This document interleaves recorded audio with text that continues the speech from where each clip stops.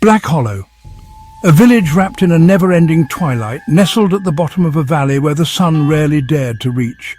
Ancient trees, twisted and bent with age, clung to the edges of the town, their branches like skeletal fingers. The villagers, hardened by generations of fear and whispered stories, kept to themselves, their faces etched with weariness. As the sun dipped below the horizon, Black Hollow was captivated by a sinister, swirling fog. This was no ordinary fog. It came from the depths of the woods, thick and heavy, suffocating the village. It seeped into homes, under doors, creeping into their lives. The elders spoke of an evil entity, a creature of the fog, that lured innocent souls to their doom. Those foolish enough to answer its call were never seen again, their fate a mystery whispered around crackling fires. Generations of villagers lived and died under the oppressive blanket of fear woven by the nightly fog. They knew the stories, passed down from father to son, each more horrifying than the last.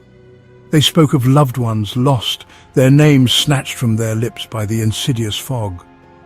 Old Martha, her face a roadmap of wrinkles, told of her grandfather's disappearance. He was a stubborn man who refused to believe the stories. One night his name echoed through the village, a mournful cry swallowed by the fog. He had walked out, grumbling about foolishness, and vanished into the swirling white abyss.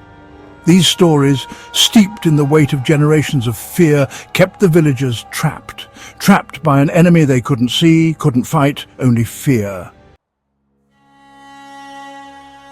Then came Emily, a young woman, newly arrived in Black Hollow, her eyes bright with curiosity, her spirit untouched by the suffocating fear that clung to the village. She had come seeking solace, a refuge from the clamour of the city. What she found was a community paralysed by an ancient fear. She listened to their stories, her brow furrowed in scepticism. The fog, she reasoned, was a natural phenomenon, its whispers merely tricks of the wind. She refused to cower. "It's just fog," she argued, her voice firm despite the shiver that ran through her. "We can't let fear control our lives." But Emily, with her heart set on confronting the darkness, refused to be intimidated. As darkness descended and the fog began its nightly invasion, Emily went out. The air was thick with moisture and the smell of damp earth. The whispers began, soft at first. Distant moans carried on the wind. She walked deeper into the village, each step taking her further into the heart of the fog. The whispers grew louder, more insistent. Names, some familiar, others lost to time, swirled around her. Her heart pounded against her ribs, a frantic beat in the silence. Then she heard it, her name. Softly at first, then louder, echoing through the empty streets. Emily stopped, fear like a cold hand squeezing her lungs. The fog seemed to swirl faster, thickening around her, pulling her into its embrace. And then she saw it.